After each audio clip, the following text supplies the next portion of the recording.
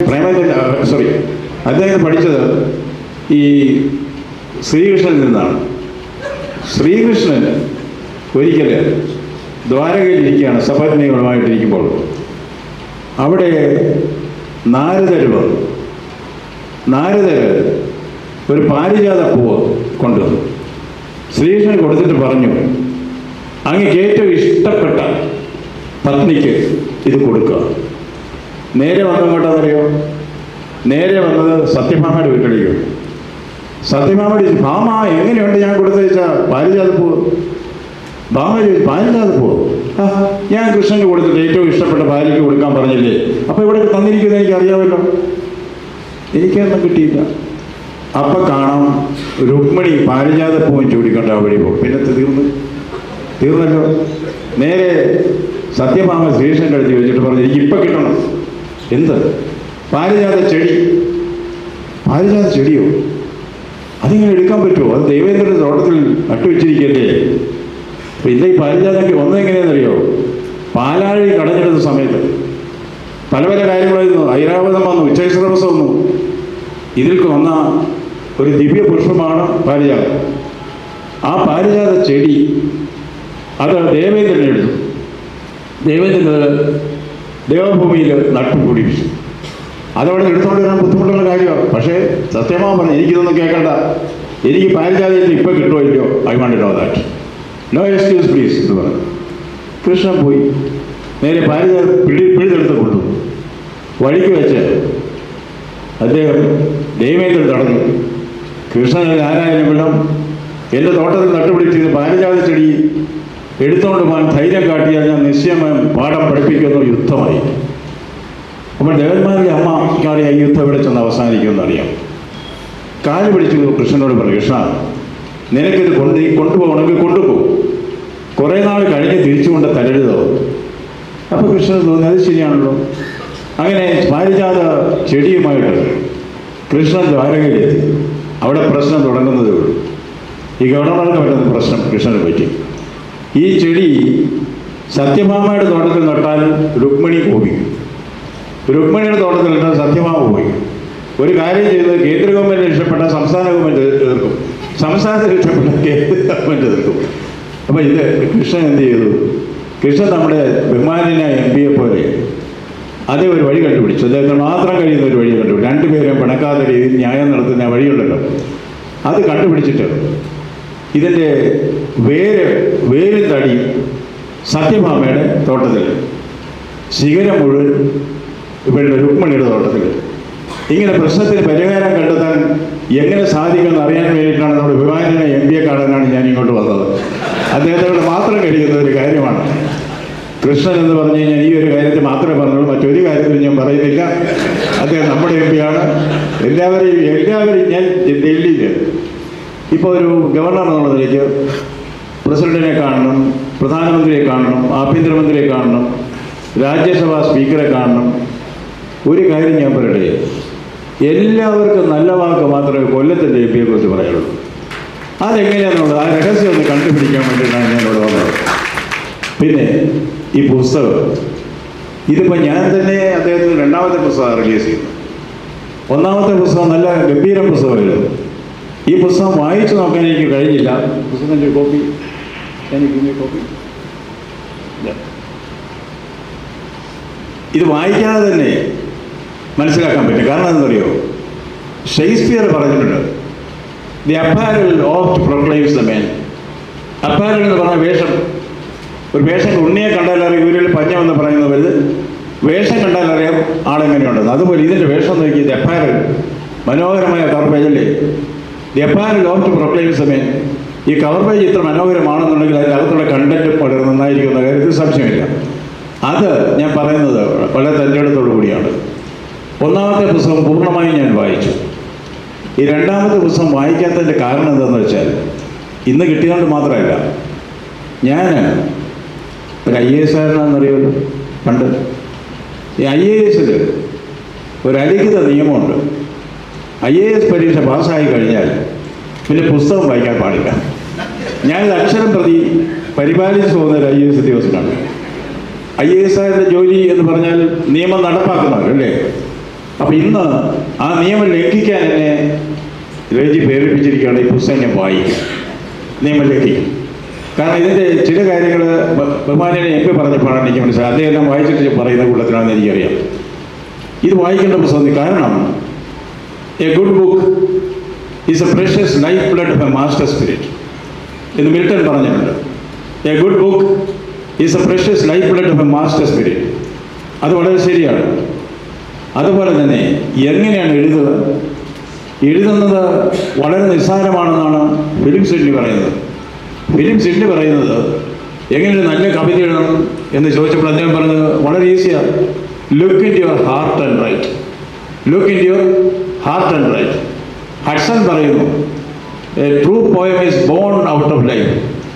അപ്പോൾ ഞാൻ എൻ്റെ ചെറുപ്പകാലത്ത് കവിത എഴുതാൻ തുടങ്ങി. കവിത എന്തെഴുതണമെന്ന് എനിക്കറിയില്ല. പക്ഷെ ഞങ്ങളുടെ സാറ് പഠിപ്പിച്ചു കവിത എഴുതാൻ വളരെ എളുപ്പമാണ്. എന്താണെന്നറിയോ? ഓർത്താൽ അതിശയം സാമ്യം, ഓർത്താൽ അതിശയം സാമ്യം, വാസ്തവം ശ്ലേഷം ഇങ്ങനെ. ഓർത്താൽ അതിശയം സാമ്യം, വാസ്തവം ശ്ലേഷം ഇങ്ങനെ. അലങ്കാരങ്ങളെ തീർക്കാൻ 4 താലിക സാധനം. അലങ്കാരങ്ങളെ തീർക്കാൻ 4 താലിക സാധനം. ഇവയെ കൊണ്ട് തീർക്കുന്നു കവീന്ദ്ര ഉപമാതിയെ. തങ്കം കൊട്ടിക തട്ടാന്മാർ കങ്കണാദി എന്ന്. ഞാൻ എന്തെളുപ്പമാണ്, 4 സാധനം മതി. 4 സാധനം മതി കവിത എഴുതല്ലേ. അതൊക്കെ കൈ കിട്ടിയ കവിത എഴുതാം എന്നാണ് കരുതിയത്. പക്ഷേ കവിയുടെ പറഞ്ഞ് ഞങ്ങൾ എഴുതാമെന്നാണ് പറയുന്നത്. Look in your heart and write. ഇതൊക്കെ തന്നെയാണ് ശ്രീ രജി ഇവിടെ ചെയ്തിരിക്കുന്നത്. അദ്ദേഹം ഒരു മാനേജ്മെൻറ്റ് വിദഗ്ധനാണ്. ഒരു മാനേജ്മെൻറ്റ് വിദഗ്ധനെ കൊണ്ട് മാത്രം ചെയ്യാവുന്ന പല കാര്യങ്ങളുമാണ് അദ്ദേഹം ജീവിതത്തിൽ ചെയ്തിരിക്കുന്നത്.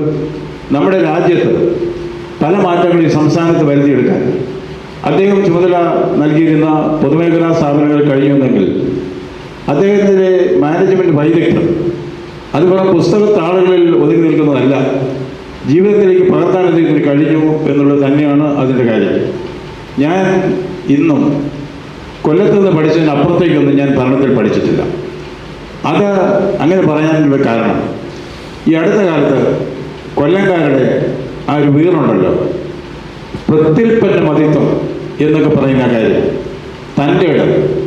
അതുപോലെ ഷേക്സ്പിയറുടെ ഹാംലെറ്റിനെ പോലെ ജീവിതത്തിൻ്റെ നിർണായക നിമിഷങ്ങളിൽ to be or not be, വേണമോ വേണ്ടയോ എന്ന് പറഞ്ഞ് ശങ്കിച്ചു നിൽക്കാതെ മുൻപോട്ട് പോകാനുള്ള ആ കൊല്ലക്കാരുടെ ശൈലി ഉണ്ടല്ലോ. അതുകൊണ്ട് തന്നെയാണ് കൊല്ലം കണ്ടാൽ ഇല്ല വേണ്ട എന്നൊക്കെ പറഞ്ഞത്. വെറുതെ പറഞ്ഞതല്ല. അതെനിക്ക് പലപ്പോഴും അത്ഭുതപ്പെടുത്തിയിട്ടുണ്ട്. എനിക്ക് ഉണ്ടായ ഒരു അനുഭവം പറയാം. ഞാൻ പറഞ്ഞില്ലേ, ഈ നിർമ്മിതി കേന്ദ്രത്തിൻ്റെ അവാർഡ് വാങ്ങാൻ ന്യൂയോർക്കിൽ പോയ കാര്യം.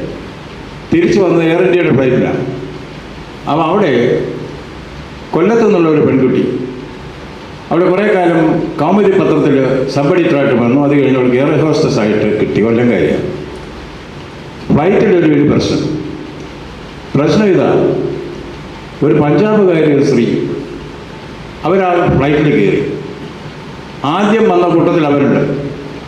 അവർ ഫസ്റ്റ് ക്ലാസ് സീറ്റിൽ കയറിയെങ്കിരുന്നു. അത് ആദ്യം വന്നവർക്ക് ഏറ്റവും നല്ല സീറ്റിൽ കയറി ഇരിക്കാം എന്നുള്ളൊരു ധാരണയും വന്നിരുന്നത്. പക്ഷെ അവർ എടുത്തിരിക്കുന്നത് ഇക്കോണമിക് ക്ലാസ് സീറ്റ്. അത് വലിയ പ്രശ്നം ഉണ്ടാക്കി.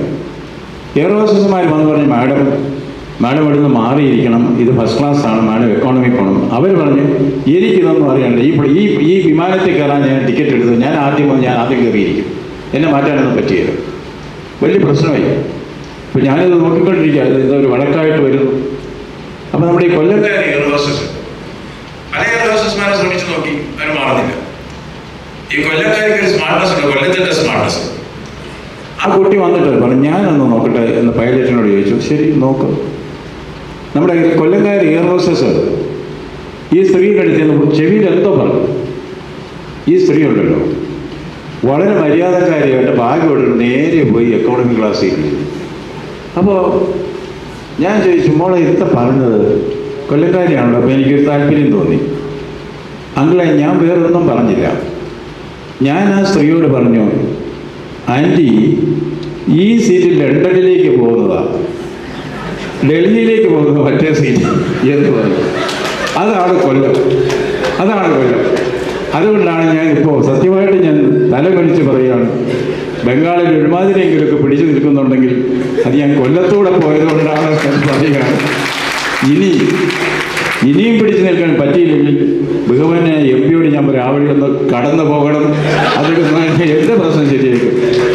പിന്നെ ഒരു കൊല്ലംകാരൻ കൂടിയായ റജി ഈ പുസ്തകം വിൽക്കാൻ പുഞ്ചിരിക്കുന്ന അഗ്നിപർവ്വതം ഇട്ടിട്ട് കാര്യമില്ല. ഞാൻ ഈയിടെ കൽക്കട്ട ബുക്ക് ഫെയറിൽ അവിടെ ഒരു നൊബേൽ ലോറിയേറ്റ് അദ്ദേഹമാണ് അവിടെ വന്നിരിക്കുന്നത്. അപ്പോൾ അദ്ദേഹത്തോട് ഞാൻ പറഞ്ഞു, ഈ നൊബേൽ ലോറിയേറ്റിൻ്റെ പുസ്തകങ്ങളൊക്കെ ലക്ഷക്കണക്കിന് ചിലവാകും, സാധാരണക്കാരുടെ പുസ്തകങ്ങൾ അങ്ങനെയൊന്നും ചിലവാകുകയില്ല, അതിനൊരു മാർഗമുണ്ട്. അപ്പോൾ അദ്ദേഹം പറഞ്ഞു, എൻ്റെ പുസ്തകവും ഞാൻ നൊബേൽ പ്രൈസ് കിട്ടിയതിന് ശേഷമാണ് ചിലവാകാൻ തുടങ്ങിയത്, അതിന് മുമ്പ് എഴുതിയ പുസ്തകങ്ങളൊന്നും ചിലവാകാറില്ലായിരുന്നു പറഞ്ഞു. അതിന് ഒരു മാർഗമുണ്ട്. അപ്പോൾ അദ്ദേഹം ഇങ്ങനെ സാഹൂതം ഞാൻ പറയുന്ന മാർഗം കേൾക്കാൻ നോക്കുന്ന പേരാക്കി എടുത്ത് എഴുതിയെടുക്കാൻ ഞാൻ അദ്ദേഹത്തോട് പറഞ്ഞു, എൻ്റെ ഒരു സുഹൃത്ത്, റജിയല്ല കേട്ടോ, റജിയുടെ പുസ്തകമൊക്കെ വെച്ച് ചെയ്യുന്ന എൻ്റെ ഒരു സുഹൃത്ത് കഷ്ടിച്ച് ആദ്യമായിട്ടൊരു പുസ്തകം എഴുതി. ആ പുസ്തകത്തിൻ്റെ ടൈറ്റിൽ തന്നെ പ്രിൻ്റ് ചെയ്ത് തെറ്റിച്ചു, ആക്ച്വലി പക്ഷേ ടൈറ്റിൽ തന്നെ. പക്ഷേ ആ പുസ്തകം ഒരാഴ്ച കൊണ്ട് 1,00,000 കോപ്പി ചിലവായി, ഈ തെറ്റായ ടൈറ്റിൽ വെച്ചിട്ട്. എങ്കിലും ഗ്രന്ഥകർത്താവ് പറഞ്ഞു, അങ്ങനെ തെറ്റ് ഉള്ള ടൈറ്റിൽ തെറ്റ് തിരുത്തണം.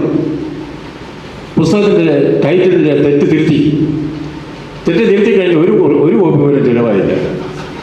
ഒന്നാമത്തെ തെറ്റായ ടൈറ്റിൽ എന്തായാലും അറിയോ, how to change your wife in 10 days, 1,00,000 copy. ശരിയായത് എന്തായാലും how to change your life ആരും വാങ്ങിയില്ല. അതുകൊണ്ട് വേണ്ട രീതിയിൽ വേണ്ടതുപോലെ ചെയ്താൽ ഈ പുസ്തകവും ലക്ഷക്കണക്കിന് എന്നൊരു ഉപദേശത്തോടുകൂടി നന്ദി, നമസ്കാരം.